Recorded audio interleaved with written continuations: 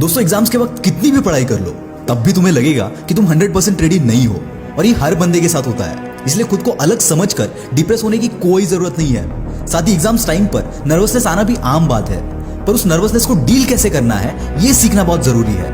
और कई लोग इससे डील नहीं कर पाते और इसीलिए एग्जाम्स में भी परफॉर्म नहीं कर पाते। पर आज इस वीडियो में मैं नर्वसनेस से डील करना भी सिखा दूंगा और एग्जाम्स में परफॉर्म करना भी। पर इसके लिए आपको वीडियो को पूरा देखना होगा, तभी आप हर पॉइंट को समझ पाओगे। और एक आपसे फेवर चाहूंगा कि अगर आपको इस वीडियो से कुछ भी वैल्यू मिलती है तो इसे अपने सभी दोस्तों के साथ शेयर कर देना, ताकि उनका भी थोड़ा स्ट्रेस कम हो जाए। So let's start the video guys.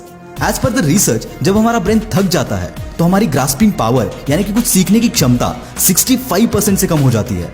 इसलिए रात भर पढ़ने के बाद भी वो सेटिस्फैक्शन नहीं आता। तभी एग्जाम्स के वक्त आपकी नींद बहुत इंपॉर्टेंट है।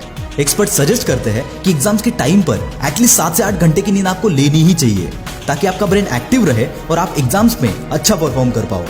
भूलकर भी कभी बेड पर पढ़ाई के लिए मत बैठना, क्योंकि बेड पर बैठने के बाद नींद की वाइब्स आने लगती है जो कि आपको सुला देंगी। इसलिए पढ़ाई करते समय हमेशा टेबल और चेयर का यूज करो। और याद रखना, पढ़ते समय टेबल पर एक भी डिस्ट्रैक्ट करने वाली चीज नहीं होनी चाहिए, जैसे कि मोबाइल, लैपटॉप, ताकि पढ़ाई के वक्त किसी भी चीज से आप डिस्ट्रैक्ट ना हो। दोस्तों ये ह्यूमन नेचर है कि किसी भी चीज पे हम 40 मिनट से ज्यादा फोकस नहीं कर सकते। इसलिए पढ़ाई के साथ ही ब्रेक्स भी उतने ही इंपॉर्टेंट है। ब्रेक्स आपके एनर्जी को रीगेन करके वापस आपको पढ़ाई पर फोकस करने के लिए मदद करते हैं।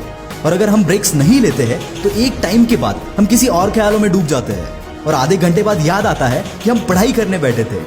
पर एक बात याद रखना कि ब्रेक्स में मोबाइल या किसी डिस्ट्रैक्ट करने वाली चीज को बिल्कुल यूज मत करना।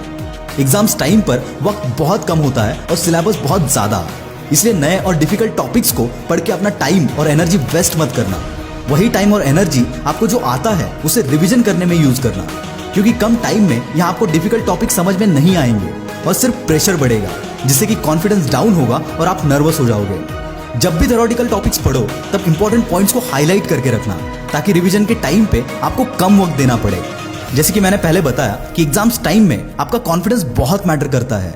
इसलिए एग्जाम्स के दिन किसी भी टॉपिक को अपने दोस्तों के साथ डिस्कस मत करना, क्योंकि ये डिस्कशन आपको काफी नर्वस कर देता है, और ये बात आपने खुद भी एक्सपीरियंस की होगी।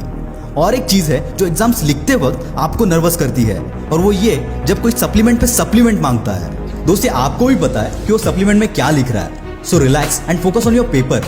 पेपर खत्म होने के बाद उस पर डिस्कशन बिल्कुल मत करना, क्योंकि अब डिस्कशन करके मार्क्स नहीं बढ़ेंगे, बढ़ेगा तो वो प्रेशर, और ये प्रेशर आपके मूड पर और अगले एग्जाम्स पर अफेक्ट कर सकता है। सो एग्जाम्स होने के बाद रिलैक्स, जो हो गया सो हो गया।